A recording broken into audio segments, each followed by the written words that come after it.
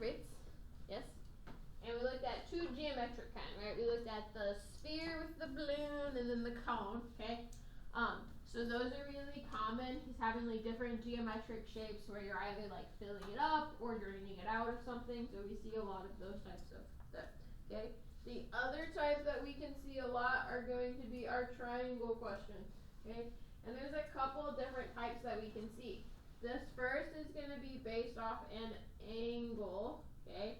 So we're going to have to use a trig function. The second kind that we look at is just going to be looking at like the side length, so we'll just be using Pythagorean. And then the last one we would use similar triangles. So my goal is just to show you a couple of different like types of questions that you can see with these. There is no way for me to show you like all of the different types of questions you can see with related rates, but hopefully we've gone over enough of them that we kind of get the idea of like what's going on. So this one says, find the rate of change in the angle of elevation of the camera shown in the figure at 10 seconds after liftoff.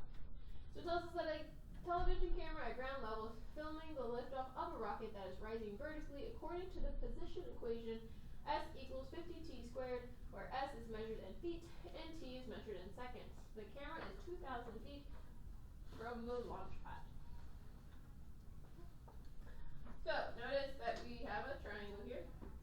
Okay, with that. And it tells us that we want the rate of change of the angle. So you are given a diagram this time, so we don't have to draw the diagram. That's nice. You might want to draw it onto your paper, just so you can reference it later. But then notice that we are looking for the rate of change of the angle. So d theta dt. And we are specifically going to be looking at that when t equals 10. Now also nice for us, we were given an equation. However, notice that we have an angle, so I need some sort of equation where I have an angle in it. Okay, so that's why I can't just use Pythagorean theorem here, because I'm not just looking at the side length. I am wanting to include the angle. Are we all with me there? So that's why we pick one of our trig functions. Also notice that they give us adjacent, okay? And we know that the rocket is going up vertically, which we label as S, so that is our opposite side. Okay, so we're given adjacent, we have information about opposite, so opposite over adjacent is tangent. So that's why we pick the equation of tangent of theta equals S over 2,000. Now, here is one where we do have to be a little bit careful, because notice I want to find d theta dt when we are given what? T equals 10. Okay, right now if I took my derivative of that equation, do I have t's in it? No. No. So if I took the derivative right now, it would not be super helpful. So what we want to do instead is, do I have anything out there that relates for us our s's and our t's? S equals 50t squared. Okay, well those two things equal each other.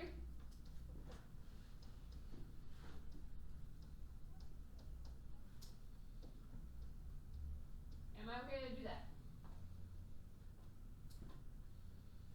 Am I allowed to like substitute it in if I know that they're equal to one another? Yeah. So now I want to take the derivative. I am going to have stuff with t's, which is going to be helpful. Can I reduce that fraction first? No. How many times does 50 go into 2,000? 40.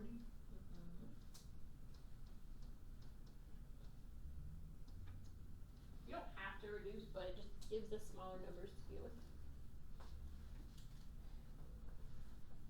Now, do I want to plug in my t equals 10 now? No. Why not? You haven't taken the derivative yet. Okay, and time will be doing what? Changing. Changing. Okay, why was I able to plug in the 2,000 before I took the derivative? Because 2,000 feet isn't changing.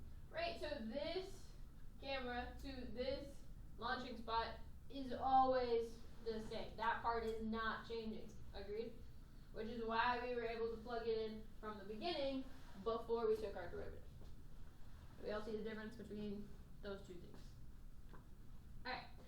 Now let's remind ourselves, what is the derivative of tangent? Secant squared. Secant squared.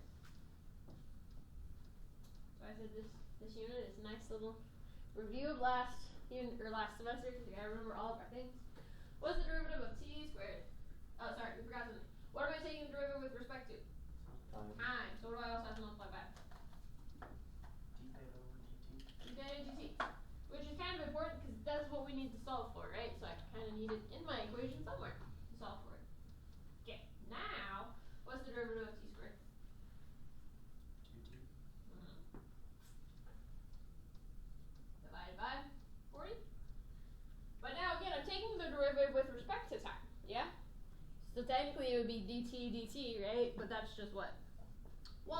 So that's the other nice thing about us plugging in that 50t squared beforehand, is that I don't have to worry about an extra d something dt. Yes, no, maybe. Okay? So, what did we say that we are solving for? d theta over dt.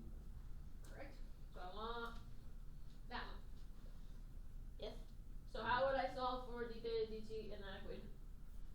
Divide by secant squared theta. Okay, so I get d theta dt equals, okay, if I reduce this to 1 over 20? Yeah. Yes? So I have t over 20 times 1 over secant squared of theta. Here's another nice little reminder. What is 1 over secant? Cosine. Cool. So this equals d theta dt. So cosine squared of theta times t over 20. Yes? Which is a little bit nicer because then I don't have to like divide things. Agreed? Yes, no, maybe? Yeah. Alright. So now I need to plug stuff in. Do I know what t is? Yes, it is what? 10. 10. So we're going to end up with a 1/2 there at the end. Agreed? Do I know what cosine of theta is? No. Okay, it doesn't tell it to us. Okay, but now that I've taken the derivative, am I allowed to plug stuff in? Yes. Yes. Okay. So I know that t is 10. Agreed? Yes, no, maybe? Which also means, do I know what s is then? Yes. Yeah, so because I've taken the derivative, I can start plugging stuff in now. So s has to equal what when t is 10? 5,000. Yes? Are we okay with that? Okay. And again, what type of triangle is this? Right triangle. Yep. So, how would I find cosine of a right triangle? Adjacent over hypotenuse. Agreed. Do I have adjacent? Yes. Yeah, it's 2,000. Do I have hypotenuse? No. Can I find hypotenuse? Yes. Yeah, because now I also have opposite, yes? So if I have adjacent and I have opposite, how do I find hypotenuse? Adjacent squared times opposite squared equals hypotenuse squared. Which is also called our Pythagorean. Pythagorean theorem, yeah. So we have that h squared equals 2,000 squared plus 5,000 squared. So we get that h is the square root of all of that stuff. Yes, no, maybe? Are we okay with that? Which means that cosine of theta is going to equal adjacent, which is 2,000 over h. I'm leaving this as h right now because that's even if you plug it in, it's kind of a long decimal. 538, 5.16. Yeah, it's like 5,000 or something. Are we okay with that? But now that I have cosine, do I have all the stuff that I need to plug into here? Yes? No. Maybe. Okay, I do. So,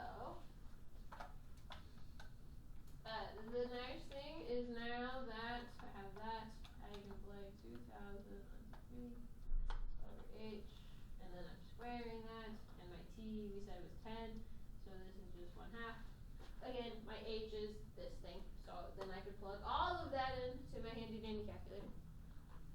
And what do we get?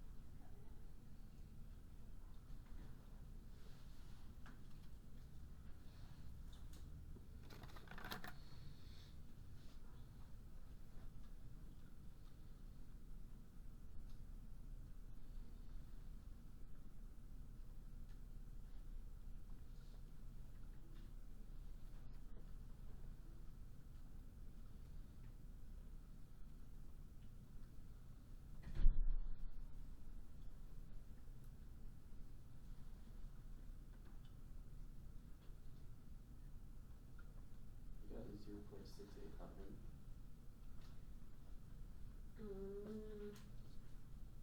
Comes after your 9. 6. Okay.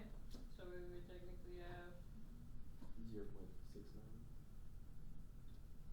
6. Yeah. You can either write the 9. Or 0.061. Yeah, 0, yeah. Yes, no, maybe? What's our unit here? Degrees per second.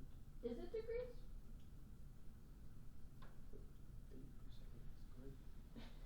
It's not a area, so it's not gonna be squared.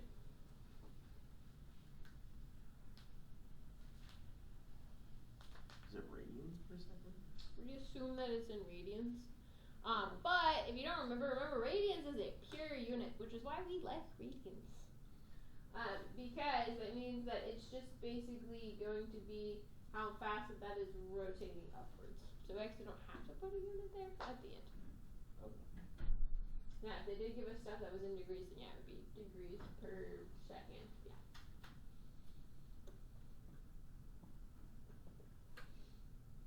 Questions on that one? Now, this is probably like one of the more complicated things that you would see. Okay, I would not give you something like this on a test. If I gave you anything close to it, I would break it down by like part A, part B, part C, and like very clearly be like, your first one would be to like rewrite your equation so that's it's in terms of t. So basically telling you to plug this in, right? The next step is like solve for this part, right? And so like I would just have you break it down a lot, but realistically, we don't have time to do something this long on a test, so I wouldn't give you something quite this long. But questions about any of that stuff? Which is why like your homework on this section is like 7 questions, because some of them get a little long. Alright. We have a couple more that I want to look at. They are a little bit nicer than what this one is.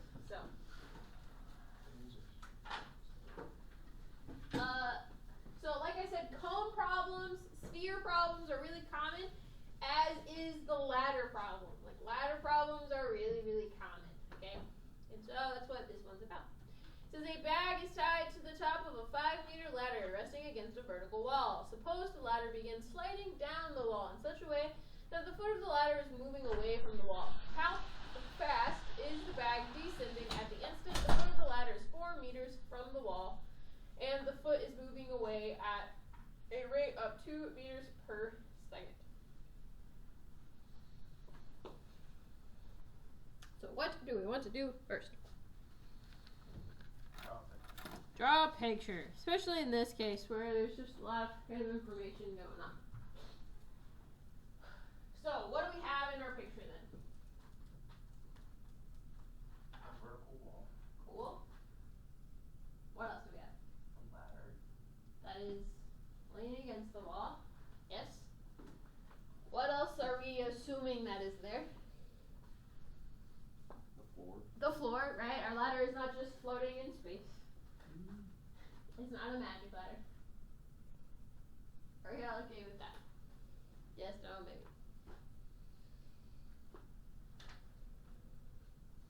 Okay, what else do we know? The ladder's 5 meters. Okay, can I plug that in from the beginning? Yeah, because the ladder isn't really changing size. Cool, this is 5, right? It's not one of those like slidey ladders, right? That gets bigger and taller. It would tell us if it was. Like, my ladder is 5 meters, it will always be 5 meters. So we are allowed to plug that in from the beginning. Do we know anything else?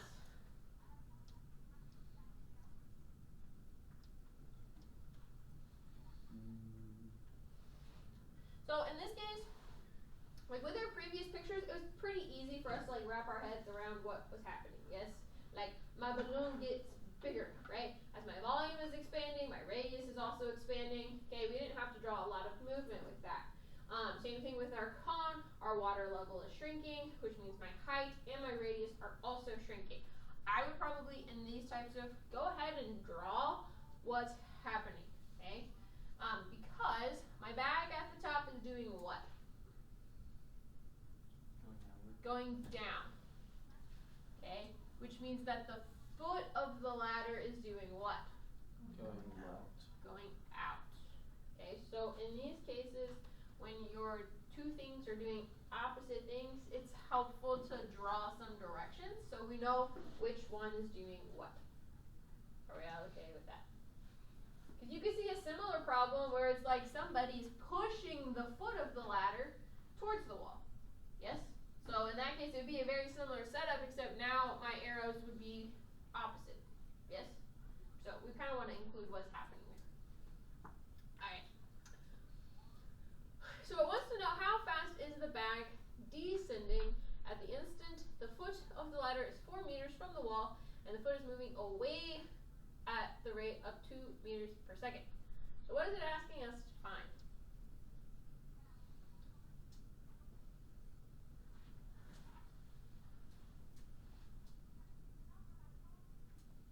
How fast the bag is descending?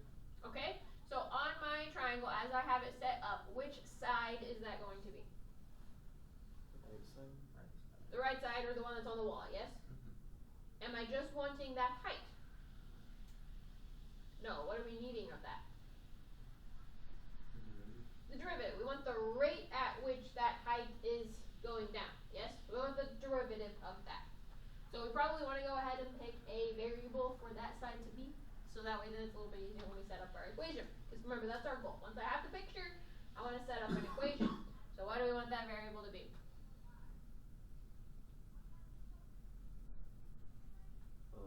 What do we let be up and down variable most of the time? Y.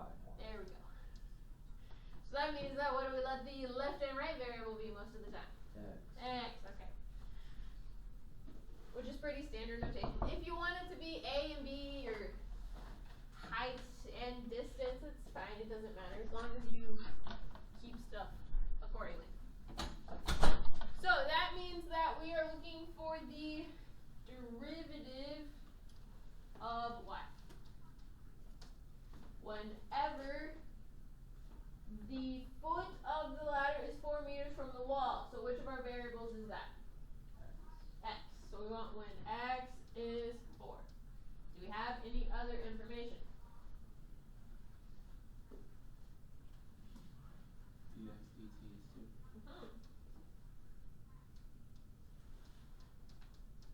We're okay with that. So what equation do we have that would relate our X variable and our Y variable?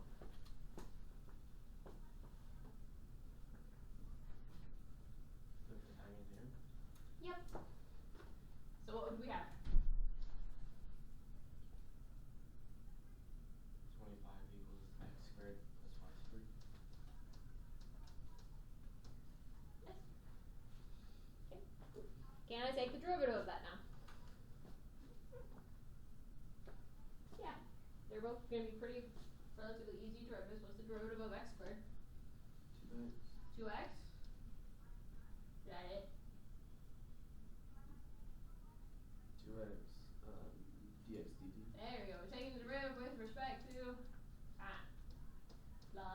derivative of y squared? 2y dy dt. Which that one's especially important because that's what we are needing to solve for. So you need it somewhere in there. And then what's the derivative of 25?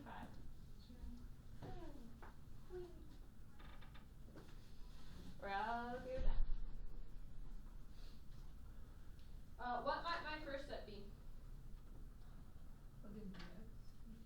Okay, I know what that is. Do I know what x is as well? Yep. Okay. So I have 2 times 4 times 2. 16. Yes, I do get 16. Now here's the problem. Do I know what y is? No. Do I have a way that I could find y? Yeah. How could I find y? Pythagorean theorem. Yeah, so once I have taken my derivative, I am okay to go ahead and plug in. So I can also use my Pythagorean theorem. So we have that x is 4, right? So we have 16 plus y squared equals 25. So what is y? 3. So this would be 2 times 3 dy dt. Or in other words, 6 dy dt. So then how would I solve for dy dt?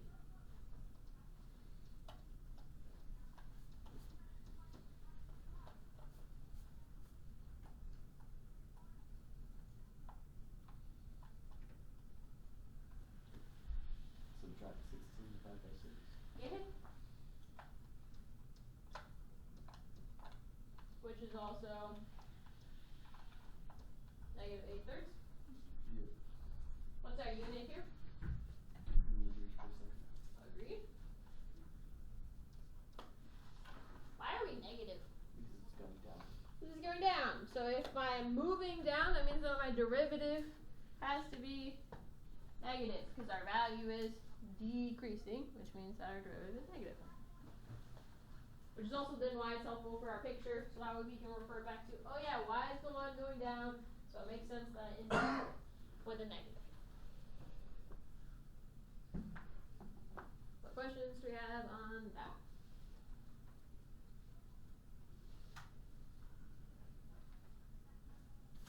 So far so good? Alright, we have one last one.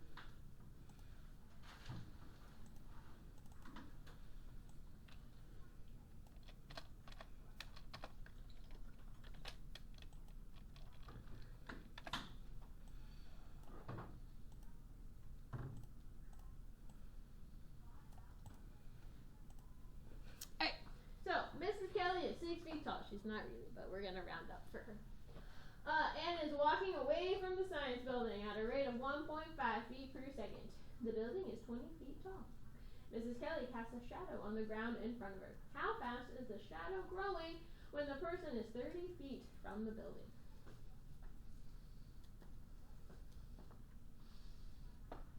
So what's it going to be helpful to do?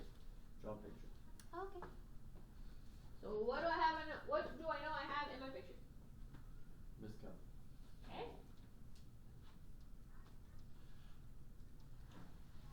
Yay. What else do I know I have? The science building. The science building, okay? Oh, yeah. Okay. And the shadow. Okay, and now which direction is the shadow going to be? In front of her. Which, for my picture, is going to be to the Left. yes? Okay with my picture so far. Yes, no, maybe? Okay. We also know that she is doing what? Walking to the left. To the science building? Way to Away. the right. Ah, okay, so that To the she left. would be moving to the left. Yes? Would it have worked the exact same way if I had drawn my wall over here? Yeah. It just would have been reflected, right? Because the shadow still would have had to be in front, still walking away. So you would end up with the same, relationships, no matter which direction that you drew. Yes, no, maybe. Do we know anything else about our picture? The building's 20 feet tall? Okay. Does that change? No. No. No. What else do we know? Miss Kelly is 6 feet tall. Does that change? No. No. Maybe. not for the purposes of our problem. So what might I do then?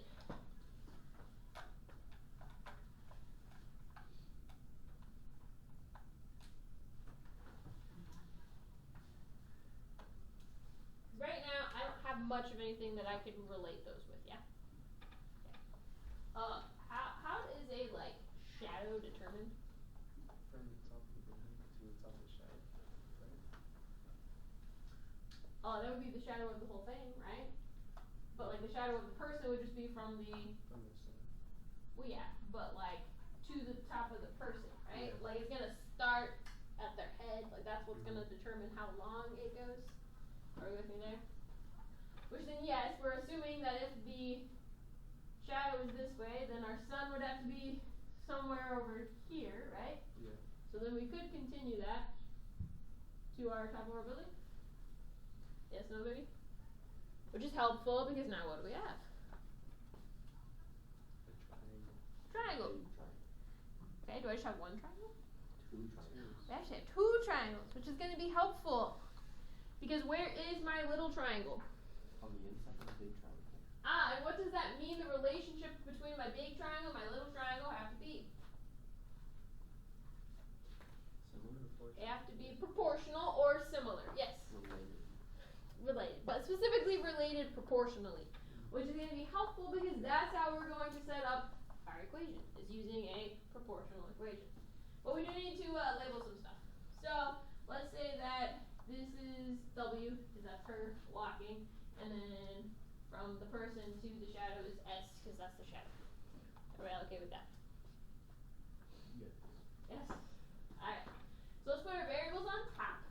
Hopefully we all remember how proportional things work. We are looking for how fast the shadow is growing. So we're going to be looking for ds dt. We also know that the person is 30 feet away. So that is going to be when W is 30. And we also know that our dw dt is 1.5. Are we okay with that? Okay. So let's start with our bases. Like I said, we want those on top. So what would the base of my little triangle be? S. Okay. And we're going to put that over the height, which is 6. okay, and that has to equal the base of my big triangle. What's the base of my big triangle? 30 feet. Wait. W. S plus W. Because it's that whole triangle. Are you with me? What's the height of my big triangle? 20. 20. Yes, no, maybe? We could go ahead and take the derivative as that is. However, on the right hand side, we probably want to clean that up a little bit. I would either write this as like 1/20th, or if I multiply both sides by 20, do we agree that this would become 10/3 s?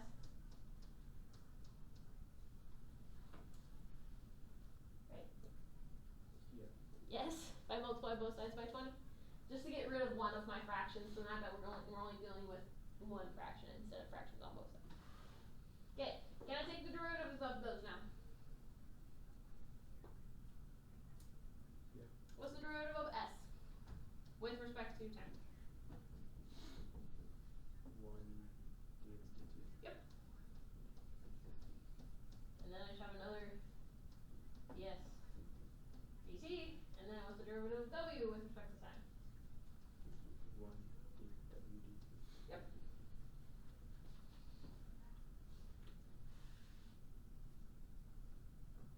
Okay, so what can we plug in now?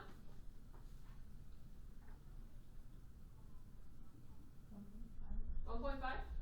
Okay. It will also probably be helpful to move my ds dt over. Yes, since I have two of those, so that they're kind of all on the same side. What is 10/3 minus 1? 7/3. So I get 7/3, the bad 7, so I get the s dt equals 1.5. So then lastly, what would I do to solve for ds dt?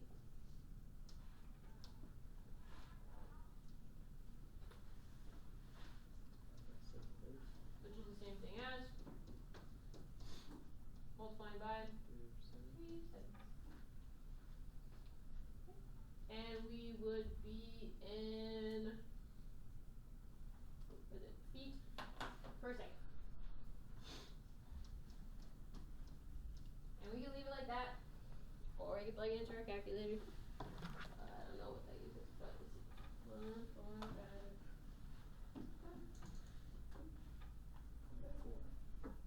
What? 0.4. Not quite. 0.643.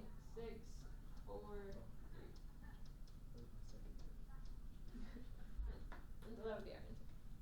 Now non-calculator active, right? Up until that point, right, was all of this fairly straightforward to do with just like mental math stuff? Yeah, okay. So then it wouldn't be expected that you would get this. You would just leave your answer like that. If it was non-calculator active. Calculator active, yeah.